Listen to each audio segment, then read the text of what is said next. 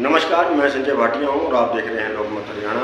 आज मेरे साथ हैं झज्जर के जो वरिष्ठ भाजपा नेता हैं राजकुमार कटारिया। ये टिकट की दौड़ में भी थे, लेकिन कप्तान बिरधाना को भारतीय जनता पार्टी ने अपना प्रत्याशी बनाया है। जब से टिकटों का वितरण हुआ है भारतीय जनता पार्टी का, तो एक प्रकार से हरियाणा में तूफान सा मचा हुआ है। रो रहे हैं जो मंत्री थे या पूर्व मंत्री थे, विधायक थे, जिन्हें टिकट नहीं मिला। आज इन सभी मुद्दों को लेकर मैं राजकुमार कटारिया जी के पास आया हूँ। मेरा विशेष कारण यह भी है कि राजकुमार कटारिया भी टिकट की दौड़ में थे। आज उनसे पूछेंगे कि उन्हें टिकट नहीं मिला तो उन्हें अंदर से कैसा महसूस हुआ है। तो कटारिया साहब, लोकमत हरियाणा में आपका स्वागत है। मेरा सबसे पहला प्रश्न ये है कि आप वरिष्ठ नेताओं में गिनती होती है भारतीय जनता पार्टी की, आप के अंदर आपकी टिकट के चाहवान आप भी थे। पिछले 2 महीने से आप बड़ा प्रयास कर रहे थे, गांव-गांव में पार्टी की नीतियों का प्रचार प्रसार कर रहे थे, लेकिन टिकट आपको नहीं मिली है। तो इस पर आप क्या कहना चाहेंगे? सबसे पहले तो भाटिया जी, आपके लोकमत हरियाणा चैनल के सभी दर्शकों को मेरा नमस्कार। और एक बात से मैं आपकी से सहमत नहीं हूँ, जो सबसे पहले आपने कही कि मैं भारतीय जनता पार्टी का वरिष्ठ नेता हूँ। मैं भारतीय जनता पार्टी में सबसे कनिष्ठ जो है कार्यकर्ता हूँ, क्योंकि मुझे 1.5 महीने ही हुआ है पार्टी को ज्वाइन करे, तो मैं अपने आप को वरिष्ठ मानता नहीं हूँ। मैंने ये ठीक है कि मेरा राजनीतिक अनुभव लंबा था और उसी वजह से मैंने भारतीय जनता पार्टी का जो 1.5 महीने का कार्यकाल मेरा रहा, उसमें भरपूर कोशिश करके अपनी जो मेरी क्षमता थी उसके अनुसार पार्टी में सहयोग देने का काम किया, चाहे रैली हो चाहे और कार्यक्रम हो। और उसके अनुसार ही मेरे राजनीतिक अनुभव के आधार पर मैंने यहाँ से झज्जर से पार्टी की टिकट के लिए आवेदन किया था।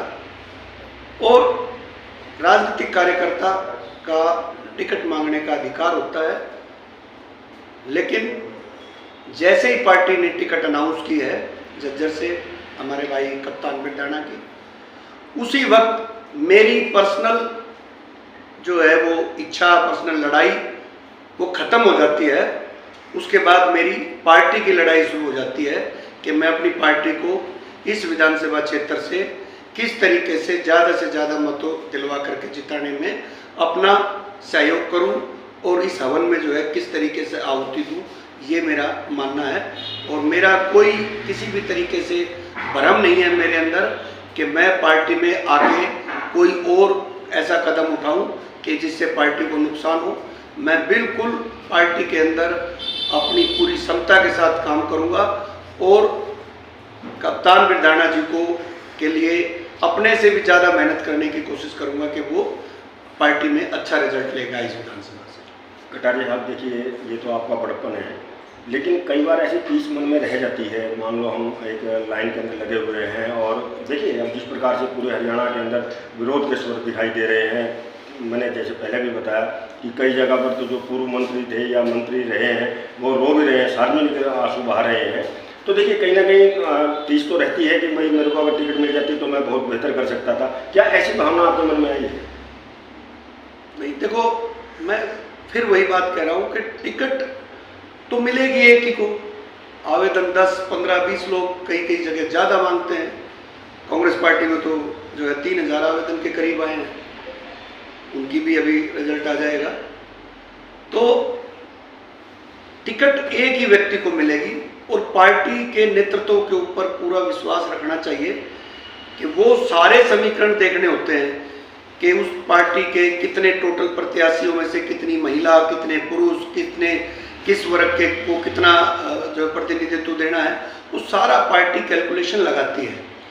और अल्टीमेटली जनता के सामने जाकर के वोट मांगना है तो कोई ना कोई आधार बनाना पड़ता है। मैं ये मानता हूँ कि कप्तान बिरधाना मेरे से ज़्यादा सीनियर थे। वो यहाँ के जिला परिषद के चेयरमैन हैं। जिला परिषद का चेयरमैन का एक अपना प्रोटोकॉल होता है, उसकी फेस वैल्यू होती है, पब्लिक में उसका अपना एक दायरा होता है।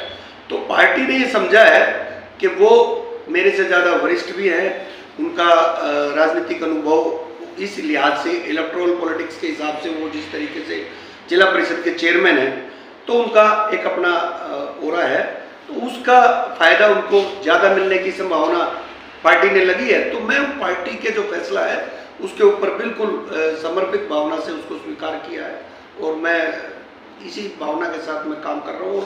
जो आपने एक सवाल किया कि भाई पूरे हरियाणा के अंदर जो टिकटें बटी हैं भारतीय जनता पार्टी की, बहुत सारे पूर्व मंत्री, पूर्व एमएलए उन्होंने जो है इस्तीफा दे दिया या अपनी रिजाइनमेंट जाहिर की है।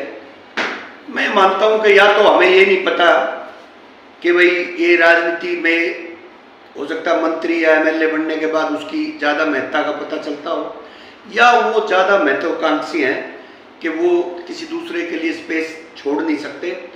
तो ये पार्टी के अंदर निष्ठा रहनी चाहिए और इस तरीके से सोचना मैं समझता हूँ कि अपने उन बड़े कदों को जो है ना, बड़े पदों को और बड़े कद को छोटा करना है कि जिस तरीके से टीवी पे ये काफ़ी चीज़ें आई हैं तो ठीक नहीं है। अंतिम प्रश्न है, भारतीय जनता पार्टी का मुकाबला इस बार एक बार फिर से गीता बुक्कल के साथ है, क्योंकि अब टिकट तो उनकी डिक्लेयर नहीं हुई है, लेकिन बिल्कुल माना जा रहा है कि कांग्रेस इस बार भी गीता बुक्कल को ही टिकट देगी। तो इन पिछले 5 सालों में और अब के जो ये 2024 का चुनाव आ रहा है, भारतीय जनता पार्टी किस नीति के तहत, क्योंकि आप तो बिल्कुल अंदर तक जा चुके हैं पार्टी में, किस रणनीति के तहत जो है गीता बुक्कल का सामना करेंगे, क्योंकि आज भी वो की तारीख में भी एक सशक्त महिला नेत्री है गीता बुक्कल। देखो, गीता बुक्कल 3 बार से विधायक है, मंत्री रह चुकी है और हमारे प्रत्याशी भी कमज़ोर नहीं है, जिला परिषद के चेयरमैन। उनके कद से कोई छोटा ऐसा नहीं है कि उनका भी कोई कद नहीं है। प्रत्याशी के पर्सनल उस पर जाएँ तो कोई भी किसी भी तरीके से हमारे प्रत्याशी में कोई कमी नहीं है। युवा हैं, शिक्षित हैं, एक पद पे बने हुए हैं, उनका एक पब्लिक के अंदर अपना सपोर्ट है और साथ साथ हमारे ज़िले के वरिष्ठ नेताओं का उनके ऊपर वर्चस्व है। पूरी कोशिश करके सब कार्यकर्ता उसमें लगेंगे, जुटेंगे। तो मुकाबला करने की जहाँ तक बात, देखो ये गेंद जनता के पाले में है, जनता फैसला करती है मुद्दों पे। आज हरियाणा के अंदर पिछले 10 साल की सरकार, जो भारतीय जनता पार्टी की सरकार माननीय पूर्व मुख्यमंत्री खट्टर साहब के नेतृत्व में रही और फिर 2 महीने का कार्यकाल हमारे माननीय नायब जी के नेतृत्व में रहा, उसमें बहुत सारे मुद्दे हैं जिनको लेकर के हम जनता के दरवाजे तक जाएंगे और जनता को बताएंगे कि आप पिछले 10 साल का कार्यकाल, जो 2014 से पहले का कार्यकाल कांग्रेस पार्टी का था और 2014 से 24 का जो कार्यकाल भारतीय जनता पार्टी का है, उसको ईमानदारी से तराजू पर तोल करके वोट दे। और जब ईमानदारी से दिल पे हाथ रख करके वोटर सोचेगा तो मैं समझता हूँ भारतीय जनता पार्टी का पलड़ा भारी रहेगा, क्योंकि भारतीय जनता पार्टी ने अंत्योदय की सरकार रखी और अंतिम व्यक्ति तक फायदा पहुंचाने का सरकार का काम सुनिश्चित करने का काम भारतीय जनता पार्टी के नेताओं ने किया है और ये हरियाणा को एक प्रगति के पथ पर लंबे समय तक रखेगा।